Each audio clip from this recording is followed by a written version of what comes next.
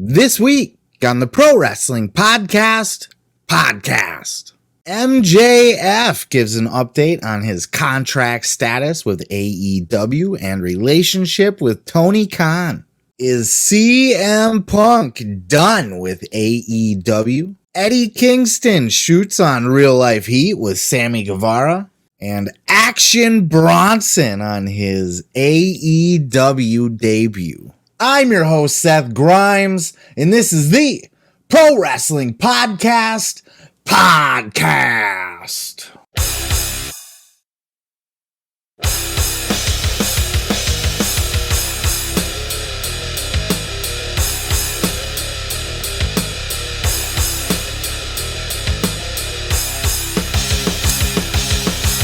What the fuck is up, everybody? Welcome to another episode of the Pro Wrestling Podcast. I am your host, Seth Grimes. Excited to dive into another week of pro wrestling podcasts and shoot interviews. It's a great week. Did you guys have a good week? I had a good week. It was not bad at all. I'm excited for the holiday season coming up. I'm a big Halloween-y guy. I like to see that the fall leaves are starting to come down already. Trees are starting to turn colors. All the pumpkins are out in the stores. Went and got myself a couple pumpkins yesterday. I'm excited. I love this shit. Love this time of the year. It's also a great time of year for pro wrestling. Lots of big things popping off in the world of pro wrestling, so I'm excited to get into it. Let's go ahead and just dive right in. Before I do, if I could bug you to please like, follow, and subscribe at Seth Grimes Media on TikTok, Facebook, or Twitter if you're on any of those. And throw me a subscribe if you're watching here on YouTube. Just click the red button down below. And with all that said, let's go ahead and just hop on over to our first story here. As MJF made the podcast rounds this week, talking about his contract status with AEW and his relationship with Tony Khan. As you know, last we seen MJF, he was calling his boss, Tony Khan, a giant mark, a fucking mark to be exact. And then he walked out the door, and we had not heard from MJF in months, and the ratings missed him, as clearly shown by the fact that ever since MJF's been back, the AEW ratings have been up over 1 million. Now, you could contribute that to any number of things, the Bucks being gone, Punk being gone, or just, it's this time of year, more people are sitting down to watch TV as summer's wrapping up, or it could be MJF. If you ask MJF, it's going to be him, right? He is the GOAT. He is the fucking key player for AEW, and he's definitely a key player, that's for sure. And of course, when he left AEW, it was over this whole contract issue. He felt he was not getting paid the money that he deserved, not getting paid the money that he's worth. Check out these clips. There's 2 clips here, actually. The first one here is going to be from Ariel Helwani's MMA Hour with MJF talking about his contract status. Check out this clip.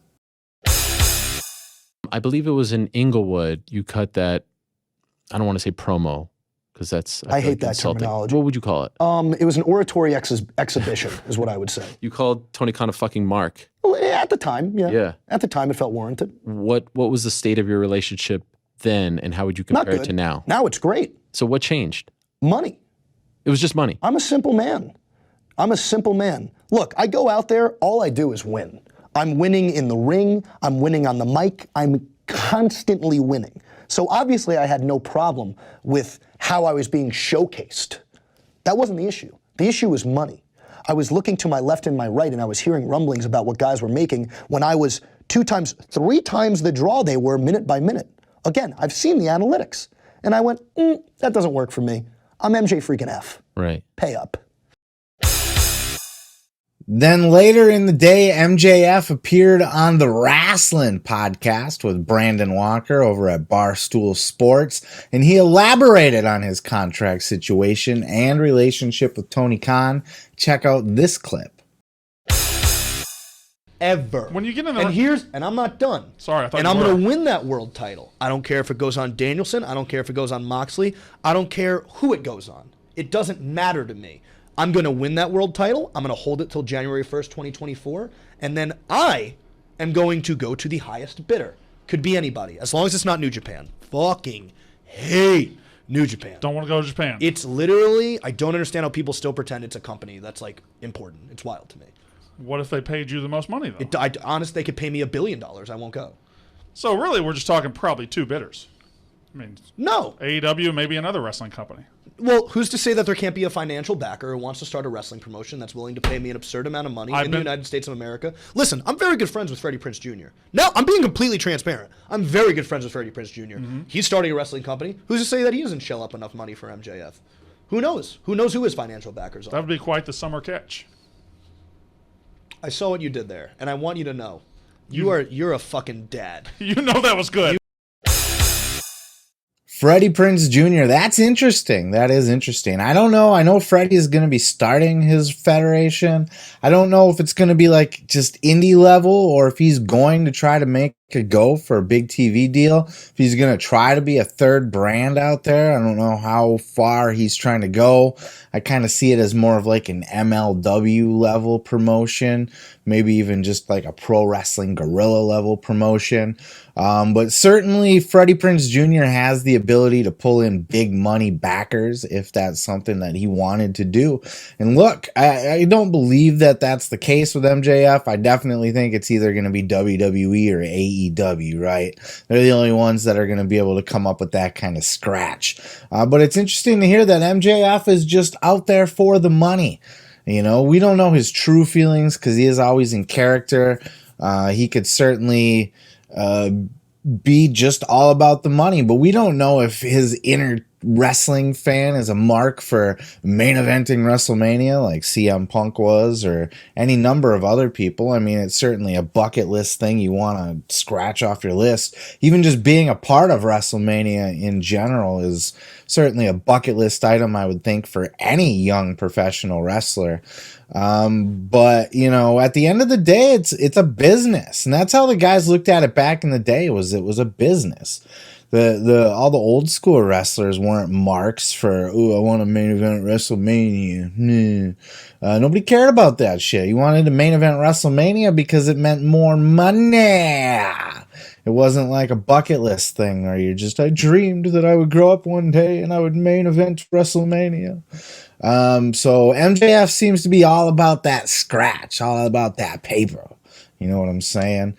And he's not shy to give his opinion, and I love that, especially him ragging on New Japan Pro Wrestling. He did it in both of these interviews, just buried New Japan. He even went in further detail about Okada, you know, fucking Okada, ripping on him for being number 2 in the PWI 500. Look, it's a little bit weird that MJF, you know, I don't know if this is just him talking, just kind of trying to bluster his image and his ego out there, you know, just kayfabing things. It's very unusual for a guy to get a raise in his contract without signing an extension. You know, if he's getting new contract money, but he's still on the old contract time limit and he's still out in 2024, that's pretty much unheard of. People don't really do that, and that would surprise me greatly. Even though he's a key player for AEW, I mean, look, he would be in, he would have breached his contract if he just refused to wrestle ever again. Tony Khan had him under contract to wrestle until 2024. He could have sued the shit out of MJF had MJF just decided to take his ball and go home, never come back to AEW and wrestle. So he was obligated to compete under that contract. So I think there's more to this than meets the eye. And by the way, that was his second contract. I see a lot of people out there are still under the impression that this is the same bum contract that MJF had when he walked off the street as a fucking greenhorn from MLW.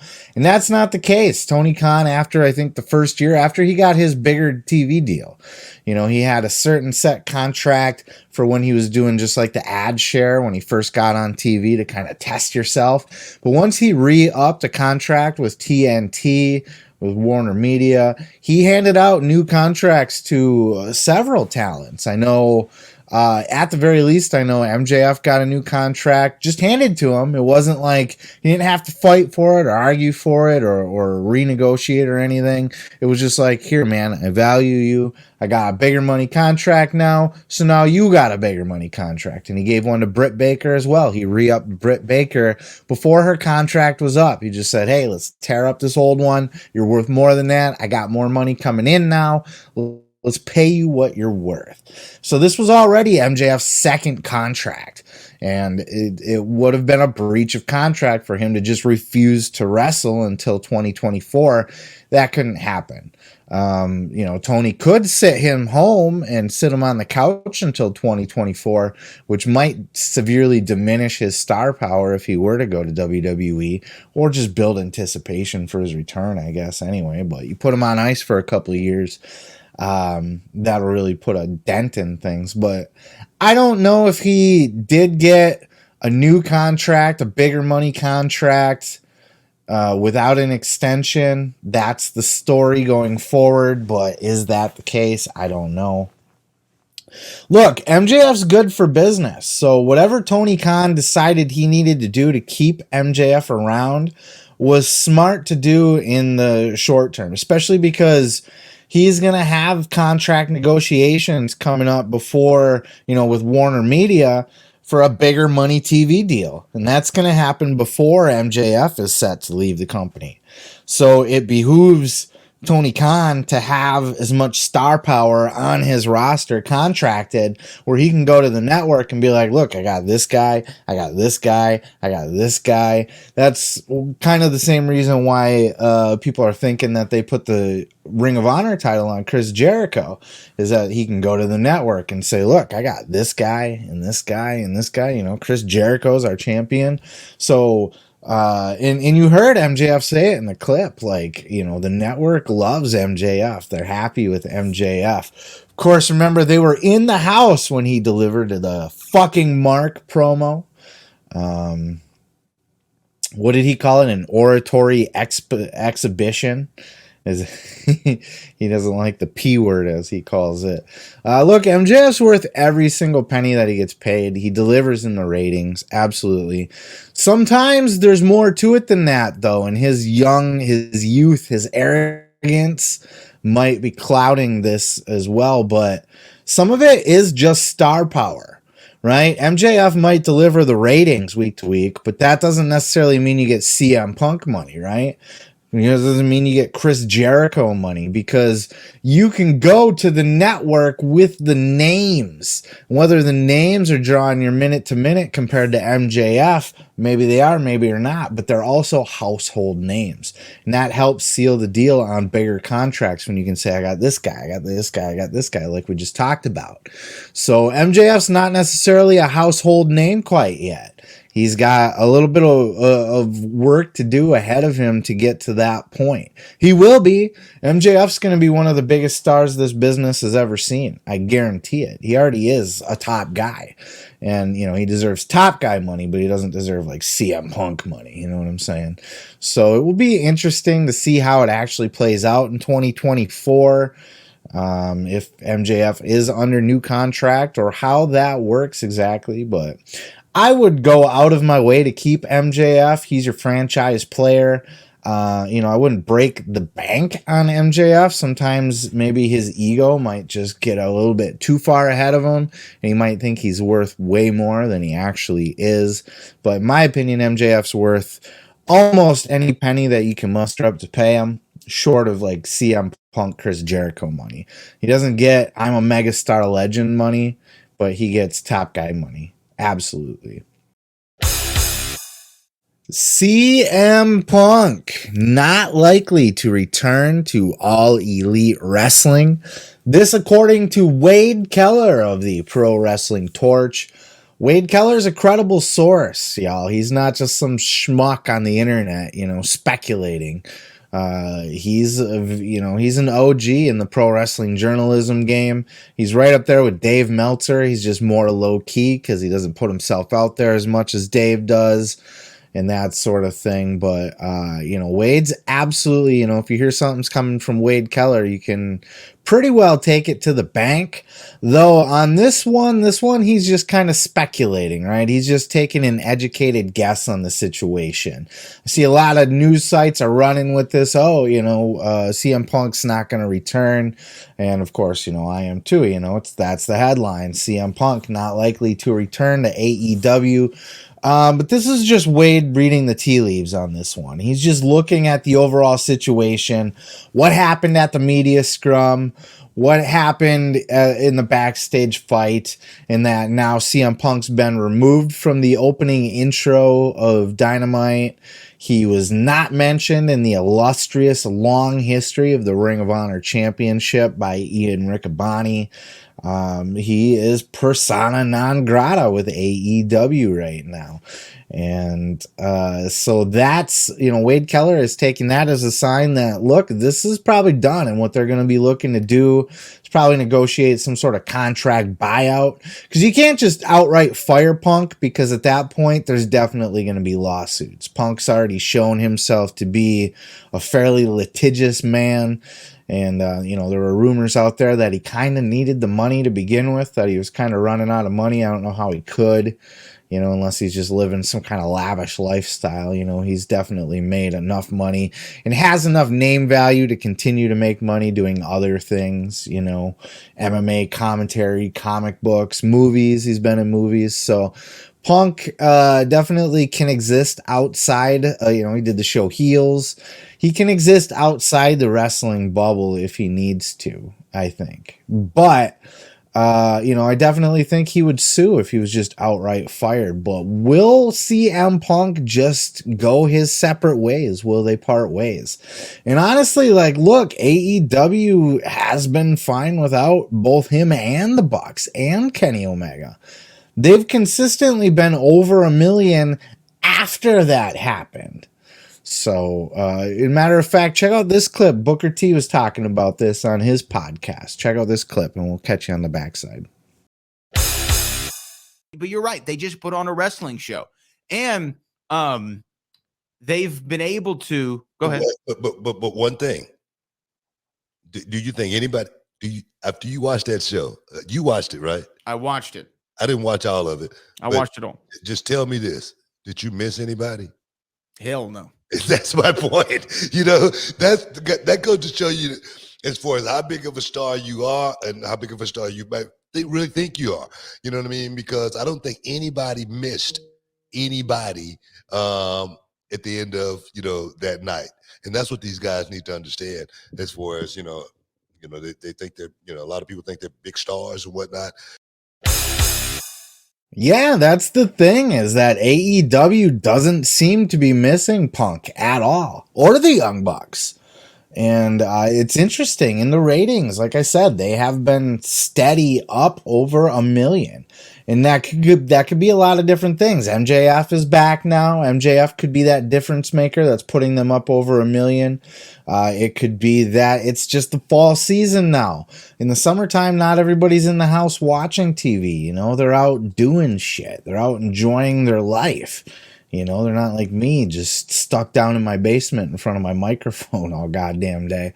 They are out doing things. They're not watching as much TV. So that could be playing into it as well. But it definitely isn't hurting the ratings that CM Punk's not on the show, or the Young Bucks, or Kenny Omega. And that does lead me to wonder, are there a lot of people out there, like Jim Cornette says, that would like AEW better if it didn't have the children, the Young Bucks doing all their goofy shtick that they do? To me, I don't mind the Young Bucks. I like the Young Bucks. They do tend to get a little goofy at times, a little shticky, a little too super kick party-ish too much sometimes. But a lot of people love the Young Bucks. I don't know that they're a deterrent from the ratings, but Look at the ratings, man. They're up over 1 million steady since all this shit happened. And without CM Punk, that surprises me. CM Punk at one point was like AEW's like crown jewel, right? Like CM Punk was the guy, the figurehead, the front man for AEW. This was this is the holy grail that Tony Khan was seeking out when he started the company. He knew right away that CM Punk was one of the guys that he wanted to chase and wanted to have on his roster. He knew that CM Punk would be the guy that's going to take AEW to the next level. And he had every opportunity to be that guy. He looked like that's what he was going to be. And he did a lot of great business for AEW. And let's face it, his feud with MJF was probably the greatest feud in AEW history and one of Punk's most memorable feuds. He added to his legend in his in-ring work in AEW over the last year. He's done incredible work despite even being injured. CM Punk has delivered amazing matches. Not only that, but he's given the rub to a lot of young guys too. Remember how heavily criticized Punk was when he first came in because he's working with fucking Lee Moriarty and people like that. I think he had a match with QT Marshall and everybody's like, what the fuck are you doing, Punk? But Punk wanted to work his way. This was the long-term storytelling that they were trying to tell, you know, whereas like a Bryan Danielson came right in at the top of the company and getting a title shot. Punk wanted to work his way up the ladder. He wanted to start with the lower guys and just keep racking up wins on his way to achieving the AEW title. And I think that was the plan from the very beginning. And then he was going to run with it and then drop it to MJF. Of course, plans changed with both MJF's issue and then now Punk's injury and then all this big fucking mess. It's a big mess. AEW had to think on the fly. They had to pivot. They had to change course. They had to change direction on the fly. And I think they've done great. And I think the fans have fully embraced it. The only thing I would criticize in since the things that they've changed since CM Punk's been gone is maybe, you know, putting the belt back on Moxley kind of seems like same old a little bit still. It might have been good to just have MJF cash in that night to just you know, just get the shit done, just rip the Band-Aid off and be done with it and go a new direction because that seems to be where they were going anyway. But it's interesting to see. I mean, CM Punk is not necessary to the success of AEW. You know, they don't need him. You know, they did draw a smaller crowd in Arthur Ashe than they did last year. But look, you know, their PR took a little bit of a hit this year too. So I don't know that that's all CM Punk. Maybe he would have been that difference maker to put them up to the 20,000 again. They're at about 15,000 this time. But time will tell. Ultimately, I think Punk does add a lot of value to AEW. He's a huge name that's going to help you, you know, when you're renegotiating your contract, that sort of thing. You want to say that you got a guy like CM Punk under contract. Problem is that he needs to really ingratiate himself back with the wrestling community. He's pretty well persona non grata right now. Everybody's salty at him, you know, he really fucked up. So I think he's got to come back as a heel, and then I think he'll be fine. Come back as a heel, he's going to get hate, he's going to get booed if he comes back, most likely anyway. Bring him back as a heel, have him fuck somebody over majorly, and have him be the devil. You know what I mean? Maybe have him fuck over MJF, and that'll be MJF's babyface turn. Because we're talking 8 months in the future anyway, because Punk's injury. Time will tell how this plays out. What do you guys think? Do you think that Punk's just going to get his contract bought out? You think he's going to be done with AEW, that we've seen the last of Punk in the pro wrestling business? Or do you think that time will just allow things to cool off and that Punk can come back with a fresh start and eventually just make an effort to redeem himself and probably have to do that as a heel to not go against the grain of getting booed? We shall see. We'll see how it all plays out. It's very interesting. You know, I haven't been shy about saying that Punk's one of my favorite guys. Punk is my favorite guy. And he kind of broke my heart with this whole thing because I feel like he really showed some solid scumbaggery, and this is backed up by a lot of people who have always kind of thought he was a scumbag to begin with. So it's saddening, but I'm hoping he can come back and fully redeem himself, but we shall see. You don't really know me. Yeah. You don't really know. Action Bronson was on the Ariel Helwani MMA Hour this week, talking about a wide variety of Action Bronson shit, his full career, the full spectrum, plus a lot of just sidebar shit, things that he's into, that sort of thing. But of course, what we care about here is the pro wrestling, right? We care about wrestling. And Action Bronson is a huge pro wrestling fan. And he talked with Ariel Helwani all about his fandom, and then he got into the specifics about what got him into AEW and how he found himself in a situation where he's having a match with Hook against 2.0. Check out Action Bronson talking about pro wrestling. And when you were watching that back then, or at any point, did you ever say, this is something I want to do? I always practiced. I never thought that it'd be obtainable. You don't think that type of thing is obtainable, but you practice and you do moves on each other in the rooms and shit like that and in school. So it always lived through us, just not professionally. And I was a fan. I just enjoyed. Okay. Never thought that it would ever happen. So how did this come about? You're with AEW, at least for now. You're training with Taz, the legendary Taz, yep. FTW, his son Hook, incredible. He's walking out to your song. Last time we spoke in April, we were just talking about, he's cool. I just kind of dabble. Yep. But how did this whole thing come about? Man, they had the idea first for me to walk him down the ring. And then, I started training a little bit, and they saw my athleticism and my prowess. Where'd you train? In Long Island. Okay. At the same place MJF did. I don't know if it's known or not, but it's called Creator Pro. I like to give them a plug because they showed a lot of love. Okay. We just started fucking around, teaching me shit. When was that? I'd say 9-10 weeks ago. Okay, not that long. Not that long. So we just started, things started moving from there. And was that the first time you were ever in a ring? Yeah. Taking bumps? Yeah. What is that like? Because I've heard from people, we've seen MMA fighters go over. Yeah. King Mo did it, Chito did it, and they're like, shit, this is a lot harder than I thought it was going to be. Yeah, taking a bump is not, I just fucking practice offense. Fuck that. Okay. My But I see you going on your back. I don't fall. You don't fall? Okay, fine, fair enough. I have in the contract. Oh. I don't fall. Good. Fuck that. Yeah. Any cartwheels? Nah, no cartwheels, but nah. We talked a little bit about this last week with Lars Fredrickson on the Sessions podcast with Renee Paquette. I love when these worlds collide, right? Action Bronson's a giant star. He's a big-time rapper, He's not like Jay-Z level megastar, but he's a goddamn big-name rapper.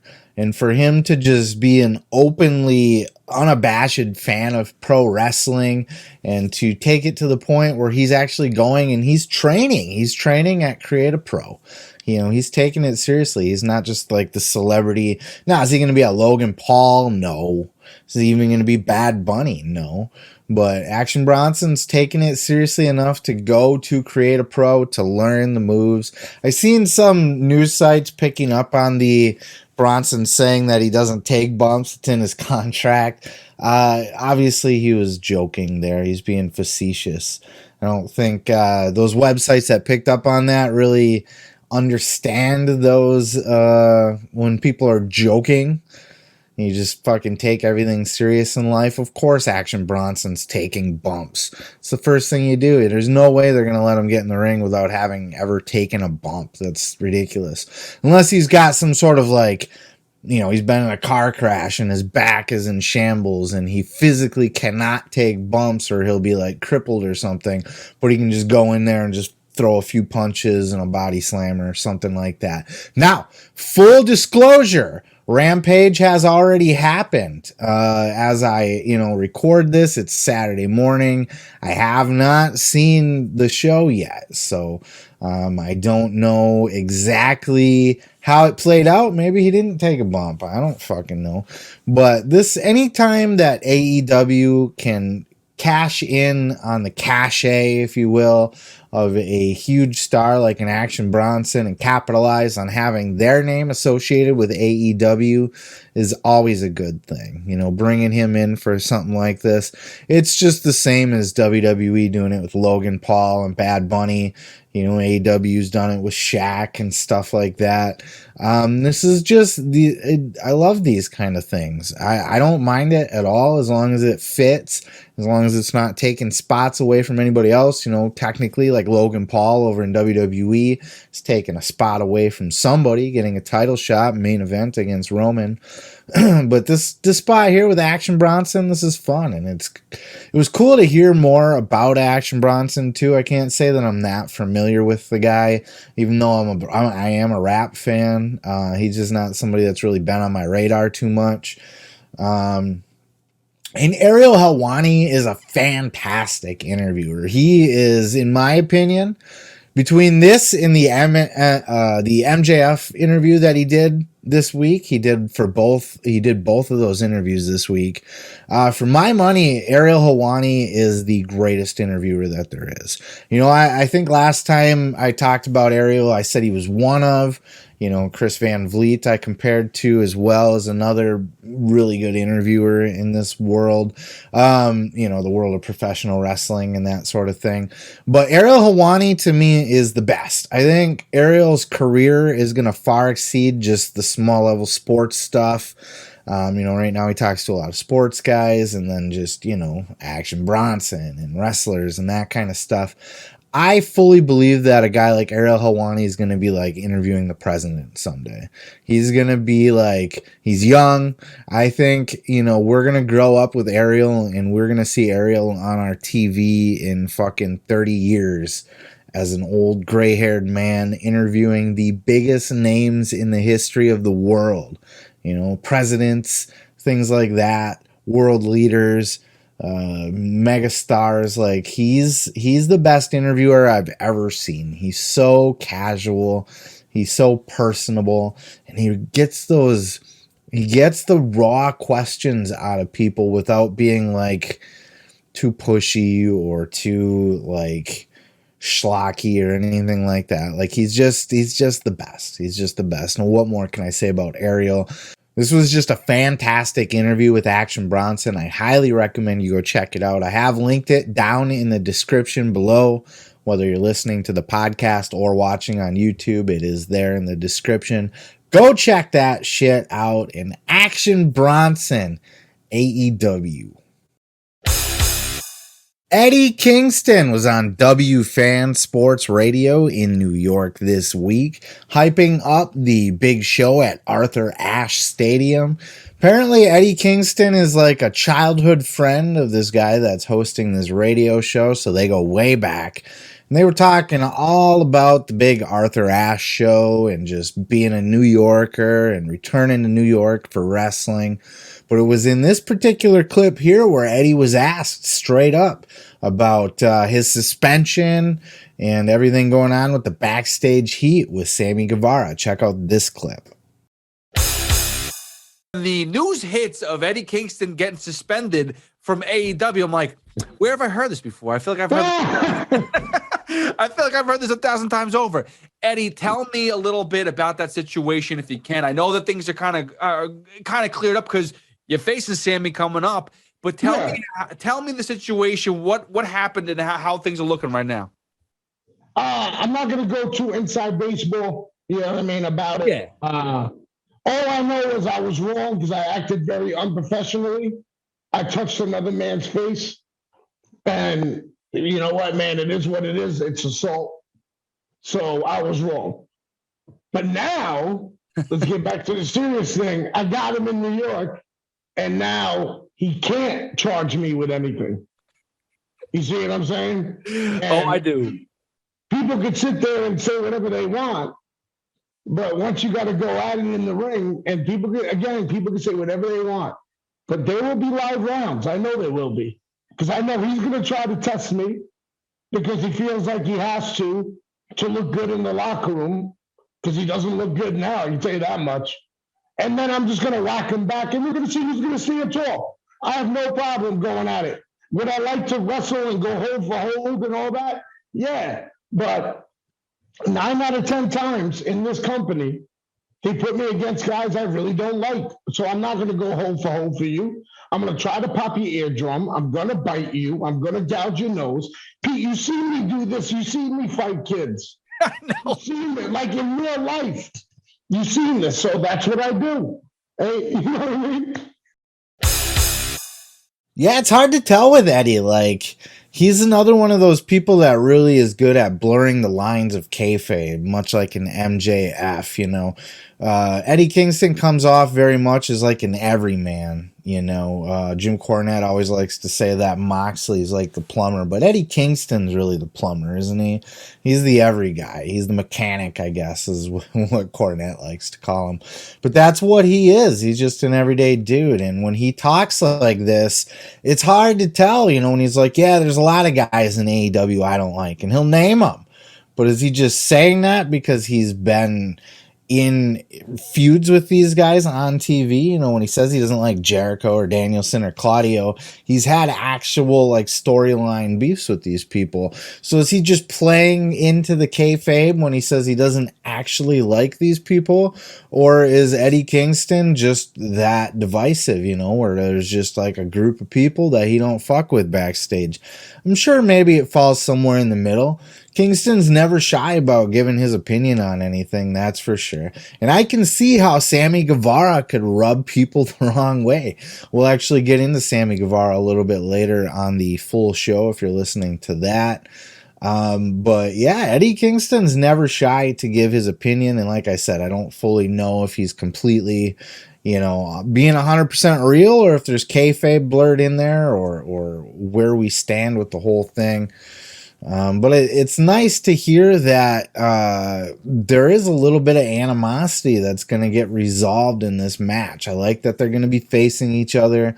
I like that they're going to be able to get it all out. You know, at the time that I'm recording this, I have not seen that match, even though I know that it would have aired by the time that you hear this.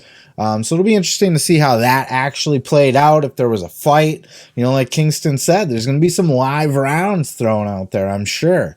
I haven't seen it, so you know, you'll know more than I am as you're listening to this than I do right at the second that I'm recording this.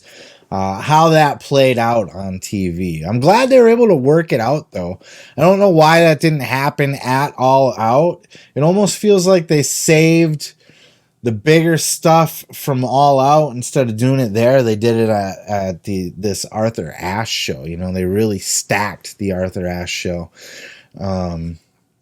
That would have been something. Maybe it took until now to work that out between him and Sammy. Who knows? Kingston said that, you know, he had to go to counseling for that, or, you know, whatever. He had to anger management type thing. He admits that he was in the wrong. You can't. He said, I touched a guy's face. I was in the wrong. I guess technically that's assault. I don't know. You know, but yeah, you don't go around backstage just pie facing people. I mean, that was deserved. You know, teach him a lesson. But Eddie's one of my favorite guys on the roster. He continues to just impress me. He's not like the greatest wrestler in the world, and I don't necessarily get into those, you know, match long chop battles. I think that's a bit much too. But Eddie Kingston's one of the real ones, you know, for better or for worse. And I think that's why a lot of people just love Eddie Kingston. I don't know anybody that really doesn't like Eddie Kingston. You know, he looks like a slob, but goddamn, can the guy talk? He can talk and talk. He can sweet talk the shit out of you. Remember when he debuted his match against Cody Rhodes? You know, I had heard of Eddie Kingston before, but I didn't know much about him. But as soon as he opened his mouth on that microphone, I was like, we got to sign that guy. You know, he got signed right away. So I'm glad that, you know, they saw the same thing. But yeah, all these years later, or about 2 years after he was signed, Eddie Kingston still kicking ass, still one of my favorites. And I like that he's able to blur the lines of what's real and what's not real in these interviews and just tell it like it is. He's a real motherfucker. And that's he was interviewed by a guy that was his childhood friend. And he's like, yeah, that's Eddie Kingston. He told a story on the show about back when they were playing like fucking Little League Baseball or some shit like that. And Eddie Kingston got into it with this host's like friend or something like that, or some kid that was picking on his friend. Something to that effect, where Eddie Kingston just stepped in and got in somebody's face over something all the way back then even. So the host says he was not surprised when he heard that Kingston got suspended for, pie facing somebody. So good shit. I love me some Eddie Kingston. What do you guys think? Let me know down in the comments if you're watching on YouTube. And with that said, I'm going to go ahead and move on to the next. Malakai Black has broken his silence since his release from AEW, and he does not seem to be happy with the news and the rumors that are leaking on out to the internet. Malakai is coming out and saying flat out that everybody talking about his mental health was not supposed to leak out to the internet, that was something that he had said in confidence in private. And that is not something that should have made it out to the public. Well, it's public now. It's public fucking now, Malakai Black. And he released this full statement talking about in detail specifics on that part of his beef with this whole situation, as well as just his overall general status on his mental health, where he's at with everything and where he plans to go. I'm going to go ahead and read this statement in full for you, and then we're going to go ahead and just analyze it on the back end. Firstly, thank you all for your messages. Know they are being read and appreciated. With all the turmoil going on in the landscape of professional wrestling, I took the time to think of my words, but also needed to wait until conversations between mine and AEW's camps had come to a conclusion. Firstly, I dislike reading parts of my private conversations between myself and AEW in regards to my mental health and well-being on the internet. These conversations were private and not meant to be shared with the public. As by now most people realize, I am a very private person and do not feel the need to have stuff like this out on the internet. If you've been following me for longer than a cup of coffee, you're aware I've spoken about them prior, but would like to be the one to decide when this finds its way when it finds its way to the public and not through someone else's mouth. As with anything, through the lips of someone else's, the story gets distorted. Secondly, to be in line with the above, that's a weird wording, they also need context. I did indeed ask for my release. The last 2 years of my life have lended to a lot of setbacks. Both me and my wife have been affected by uncontrollable actions from the outside that resulted in loss of life, medical setbacks, career jeopardizing, the suicide of a close friend and close family member, almost losing their lives, then experiencing an injury that I was sure was the end of my career. I spend every week going through several sessions of rehab, dry needling, and therapy just to be able to walk and compete. Now, this being the tip of the iceberg, and with the combination of the promises in my professional field that were not upheld, which resulted as a combination of all of these to a complete demoralization of life and career. This decision has been in my mind for the past 6 months. It's hard to really put a finger and say this was the moment it all went wrong. But I can tell you after many years that I have learned from a rational point of view to see when I need to hit the brakes, which is what this is. Perhaps once my mind settles on certain things and processes the last 2 years a bit better, I will convey via a different platform than written out what the exacts were that happened and have a more informed conversation about them. Another Talk is Jericho episode about why I left AEW, right? For now, that I am good. For now, know that I am good. I am taking. For now, know that I am good and am taking, for the first time in 22 years, a few months to recalibrate the last 2 decades of my life. Lastly, I have read a few narratives online in regards to my release, mental health, and my personal life that I can summarize swiftly. If it didn't come from me, it didn't happen. Stuff about conditional releases, stuff in my marriage, or using said mental health to leverage the other when I said before that part wasn't even going to be part of the public conversation are false. My marriage is fine. I am fine. It is just time to make sure those things stay that way. Once again, I appreciate your support, and we will see each other soon. MB. What does the MB stand for? That's what I want to know. Malakai Black is certainly kind of laid out his 2 cents, did he not? Sounds pretty upset that the narrative out there is that he's got this mental health issue, and that's why he had his release. And the conditional part he kind of pushed back against too. We had heard that he had a conditional release from AEW.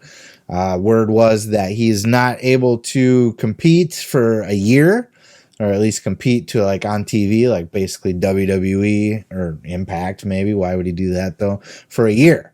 Maybe that's the case. Maybe it's not. I don't know. I'm kind of wondering though. Malakai Black is, the more that we learn about this guy, I'm wondering, is he ever happy? Is he difficult to please? I'm wondering what promises were made to him that never came through. What's he talking about that he was made certain promises that weren't kept? What was he supposed to get a big run with the title, brother? Woo! Is that the deal? Is he going to be the champ? He's going to hold all the belts. He's going to be the All Atlantic and the AEW and the TNT, and he's just going to hold them all up over his head all the time and just spray black mist in everybody's face. Like, what did this guy want? He had a shot at the world title. He main evented several Dynamites. He got to bring in his friends and do his faction. I don't know what he's being held back from necessarily. That was so bad that he had to get out. That was demoralizing. What was demoralizing about his run in AEW? Was he used to his full potential? No. He's definitely more of a top guy than he was being used as. I would not have done the House of Black so soon. I would have, given him a solid run as a contender for the title. I would have given him a big program with Hangman. I think he had a match with Hangman, but I would have given him a big program with Hangman, several matches, a feud, maybe ending in like a stipulation match of some kind, something brutal. I would have gave him a little bit more attention, but it's not like he was a job guy by any means. And he was able to bring in Buddy Matthews, and he was able to bring in Brody King. I don't know if he was like directly responsible for bringing these people in, but he certainly had a say in it, and he wanted to do this faction, and they wanted to do the dark shit. Was he trying to do too much of dark stuff? Was he trying to get into weird stuff that Tony Khan just shot down because it was too out there or something? I don't know. Who knows what it is? I would highly speculate. We heard rumors before that like Sean Ross Sapp was saying that there was guys within AEW that would have never left WWE had they known that Triple H was going to be in charge. And, I put Malakai Black at the top of that list. I think he wants to go back to Papa H. I think that's just where he wants to be. And I think that's where all of this lies. And I think, he's just made up some bullshit to get out of his contract. And that's exactly what I think happened. That's exactly what I think is happening here. That's what I think the situation is. Call it like I see it. Dudes none of this was an issue until Papa H took back over, When When Vince was still in charge, we didn't hear Malakai Black was looking to get back out. As soon as Triple H took back, oh no, Malakai Black, oh, I'm sad, no, I'm depressed, mental health. And you know, like, we all go through some shit, so I'm not gonna like criticize him for that. But I just don't. There's just nothing here to indicate that that's why he's leaving. That's not the real reason. It might be part of it, but I just can't imagine things were that bad in AEW to cause this guy to be so fucking distraught and demoralized. You know what I mean? Like, he had a shot at the world title. He's been in several main events. He's got his buddies in. He runs a faction. He does his dark, spooky shit. I don't know what else you want, right? Other than to go back to Papa H. That's it. That's all it is. And I was on record before. I said on this show before, fuck him. Let him leave. Let him go. There's no reason to keep anybody on your roster that doesn't want to be there. You want a team. You want people to be excited about team. You want people to be working towards the better of the entire company, because you when you are only concerned with yourself, you can only go up so far. When you bring up everybody around you, now all these matches mean more that you have. You beat when you beat a guy that you were able to bring up and were able to, when the whole ship is rising, or whatever the fuck analogy you want to use, right? Rising tides raise all ships, or some shit like that. When the whole company's hot, everybody you work with, it means that much more when you beat them, or, it's that much bigger of a match. So it's important for the whole company to do well, and you don't want these complainy fuckers hanging around. They're just unhappy with everything. Oh, I don't like my storyline. AEW is creative freedom. Come up with your own shit. Are you just coming up with outlandish stuff that Tony Khan's shooting down? Do you just want to hold every single championship and be the top guy forever? Do you I honestly don't understand what the deal is here. Yes, he could have been used better. Yes, I would have used him better, but I don't think he was used like shit. I think he wants to go back to Papa H. Come at me, bro, if you think differently, but I doubt you do. Sammy Guevara made the news this week as he speculated on his vlog that he may be looking to just give up and leave AEW. This, of course, is coming out because he's been noticing that the fans are turning on him, that he doesn't have the same relationship that he had with the fans that he once had, and he's not sure why. How could you not be, bro? Are you that fucking tone deaf? You don't know why? Check out this clip of Sammy Guevara on Sammy's vlog. I also got pretty frustrated because I try to do and make a moment every time I'm out there. But somewhere along the way, I just got this crazy amount of hate.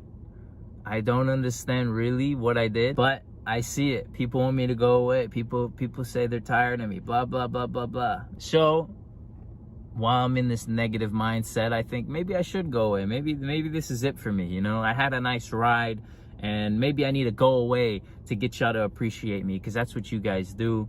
That's what y'all did to Cody. While he was in AEW, y'all hated him. And then he went to WWE, and you guys love him now. So I thought in my mind, man, I'm like, you know what? Maybe this is it for me. And I'm not even talking about, going somewhere else. I'm just talking about maybe I just need to take a break in general.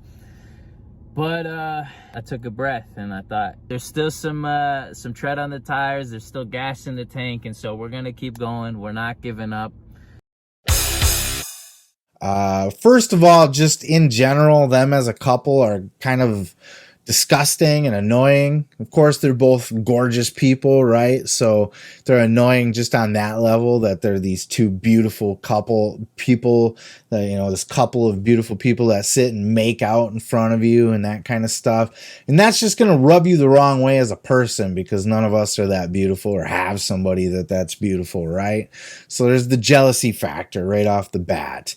And then secondly, people, listen, this dude proposed to his fiance at the time, his girlfriend at the time, this Pam chick, on live TV. And then there was a lot of people that were familiar with Sammy Guevara's vlog which featured his girlfriend Pam quite frequently. You know, she was on there quite often, and she was a very sweet gal. You know, maybe a tad homely compared to Ty Conti, who's like a goddamn supermodel, right? But you know, people were fairly attached to Pam, and it was this kind of cool situation where you had this like stud Sammy Guevara, right? That was with this relatively homely girl. I don't want to criticize her too much. She was cute. She was cute, but she wasn't Ty Conti, right? You know, she wasn't like stunning. So it's like she was just cute, you know. It was like somebody that any of us could end up dating or something like that. So it was commendable that Sammy was with her, sticking with her, in love with her, proposing to her. He proposed to her on TV, did a lot of skits with her on his vlog. So people got to know his girlfriend Pam. So then, all of a sudden, just not long after this proposal on TV whatsoever, we hear that Ty Conti has scooped in and stolen Sammy Guevara away from Pam, and that the marriage was off. And then shortly out, you know, news broke that the marriage was off. And then shortly after, Sammy and Ty came out as, you know, being a couple together. And of course, Ty was married too. Ty either obviously she got a divorce because she's married to Sammy now. But she was married at the time, you know, so she also left somebody for Sammy. So that's a lot of heat right there. You know, you look back, this is not entirely unlike the Matt Hardy, Lita Edge situation.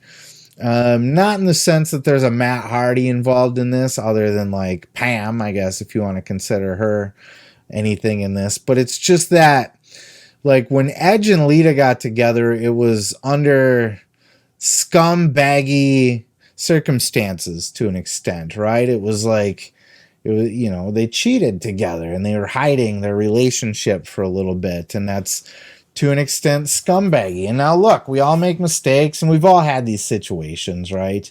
Maybe not everybody, but I mean, these things happen, you know.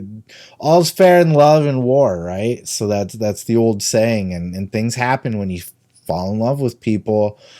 It can really cloud a lot of things or make people do silly shit. So but that's where the heat's coming from. People are upset about Pam, poor Pam. And then how dare Sammy do this?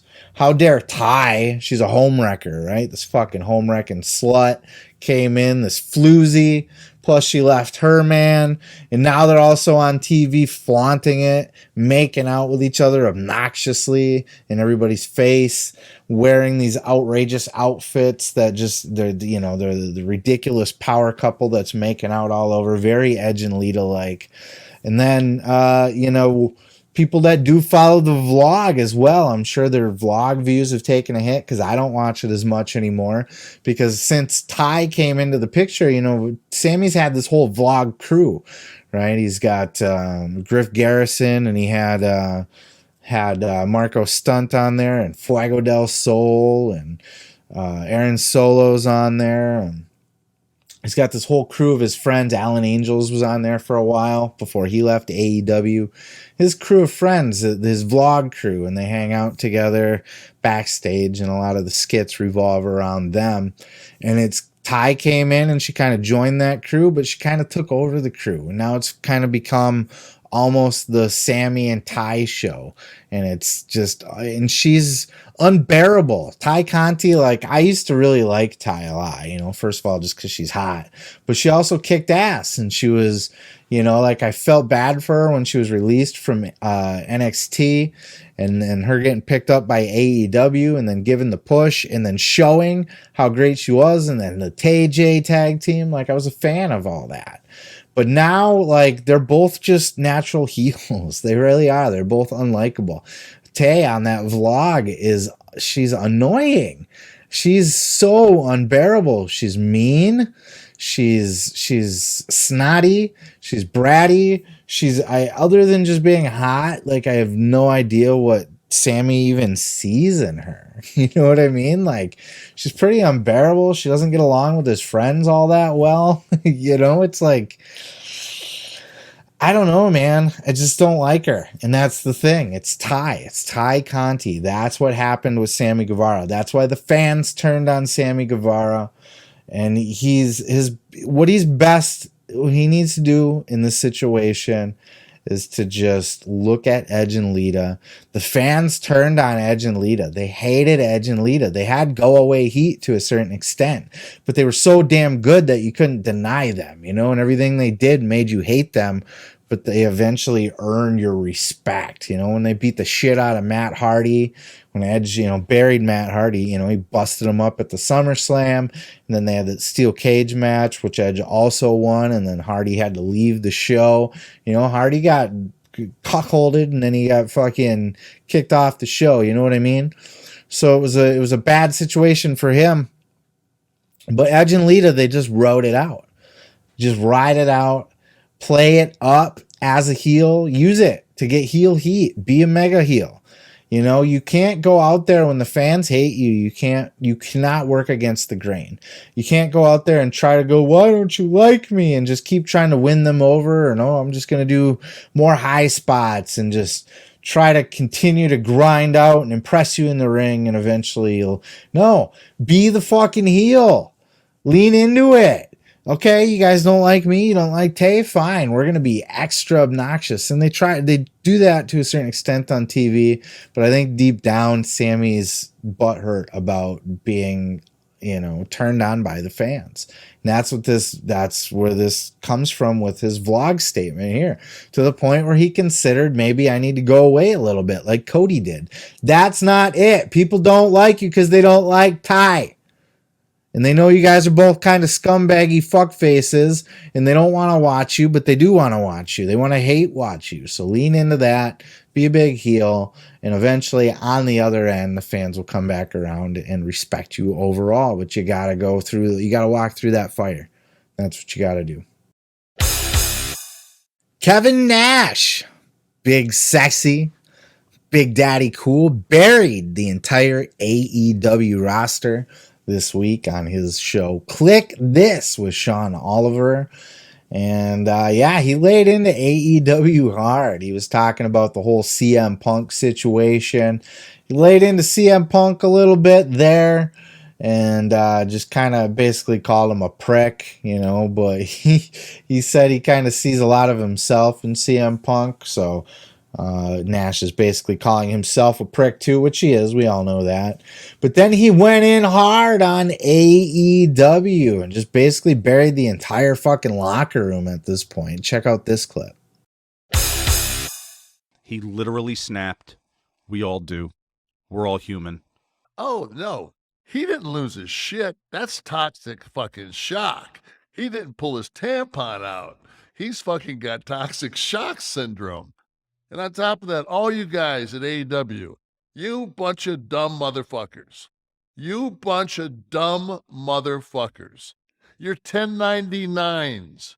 You know what that means? That means you were painting somebody's fucking house and you guys got into a fight and they told you you're all suspended. You work for yourself. Wasn't it after the fucking deal? You guys can't work that out. You guys are going to, but I haven't heard that if they're being suspended without pay. No, they're with, as far as I know. So they're the fucking cop that fucking shoots the guy 23 times in the back and then sits internal investigation. Yeah, it sits at his desk. That's an effective way to fucking manage. What a bunch of shit. Yeah, Kevin Nash never shy about his opinion, is he? He's just tell it straight up like it is. His show is very enjoyable.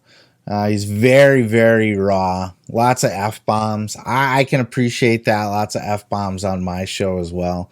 The whole 1099 thing is a little bit of a misnomer, though.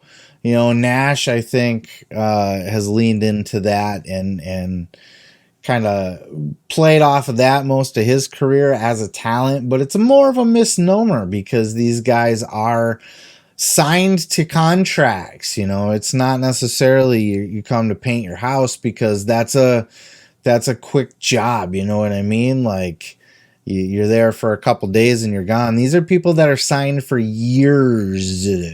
So they're basically signed on, and there's other things in their contracts, and there's deals in their contract where they can't, they can't do things like bad public image type stuff, right?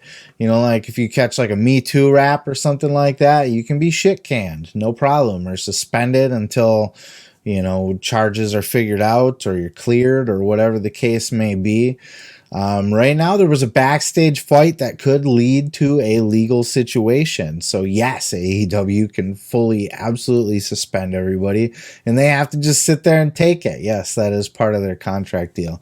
So I get what Nash is saying.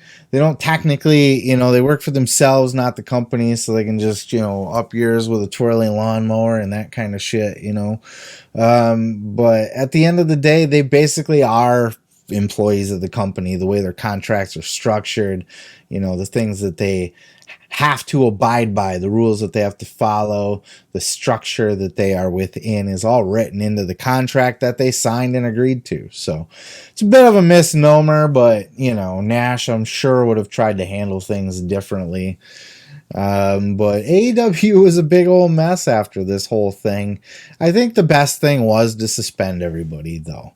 You got to get rid of everybody and just let it breathe. You know what I mean? Like, you got to get rid of everybody that was being toxic in any way, shape, or form. Anybody that was going to cause the company any kind of headaches or any kind of PR nightmares for the foreseeable future, and just let them breathe. And that's why I think Punk will come back around too.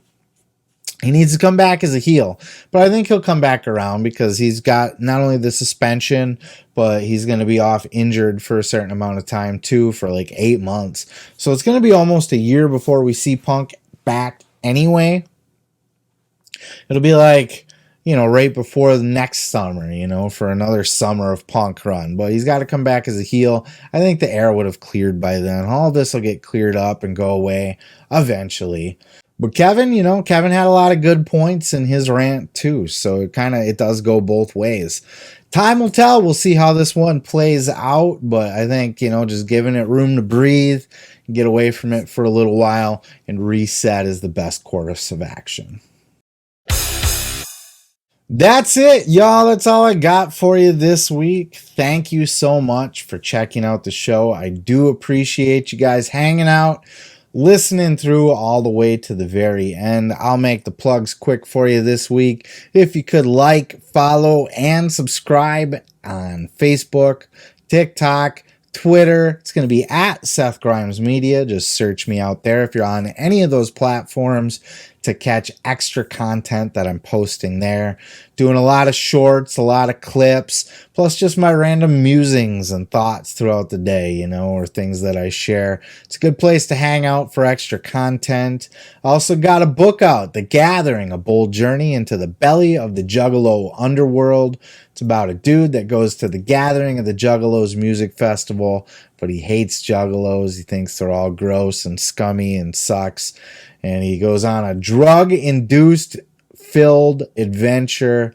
It's a great read on Amazon, Kindle, or Audible, whatever you like. Links are in the description below. Also, I do have NFTs themed after professional wrestling. They are the Cryptomania NFTs. We have championship belts that are mashups of your favorite pro wrestling championship belts with all of the top cryptocurrencies like the WWETH Championship. Links in the description below if you're into crypto to check those out. And finally, check out my reaction videos. They're right here on the same channel, just on a different playlist labeled reactions. There you'll check out all my different reactions. I'm covering music videos, movie trailers, TV shows. I I got a raccoon taste testing Cheetos, and I got some random pro wrestling stuff thrown in there as well. Something for everybody. I'm sure you'll find something that you will enjoy in there. So if you want to see extra content from me, I'm putting a lot of extra content out there in the reactions tab. Also, keep an eye out for bonus content. I'm going to be trying the one chip challenge this weekend, and I'm pretty certain I'm going to die from that, but lots of fun stuff going up on YouTube, TikTok, Facebook. So keep an eye out for all of that. Until next time, that's all I got for you. Peace, love, and pizza. I am your boy, Seth Grimes, and this has been the Pro Wrestling Podcast.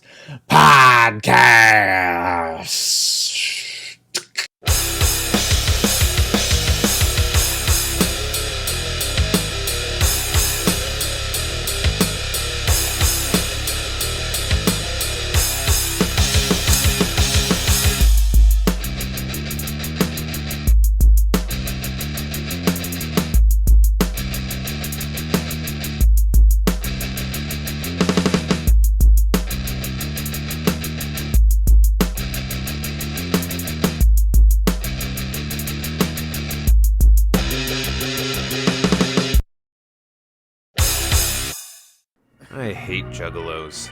I fucking hate them. I say all this with a grain of salt because for a good part of my own life, I proudly identified as a juggalo. You should come to the gathering with me. Nah, man, I'm not into all that whoop-whoop shit anymore. I'll pay for your ticket. I got fired today. Get the fuck out! Still got room for me? Spike, slow the fuck down! Cops! Fuck your sleep. Fuck your sleep. Fuck your sleep. The savages started closing in with their tiki torches and war paint. Shit. Run! You guys got a dead body here already? Even the aliens were throwing shade. It was pure panic and intense horror. There was a guy I saw got chopped in half. I had nothing left to go back to. You alive? Yep. The Gathering. A bold journey into the belly of the Juggalo underworld.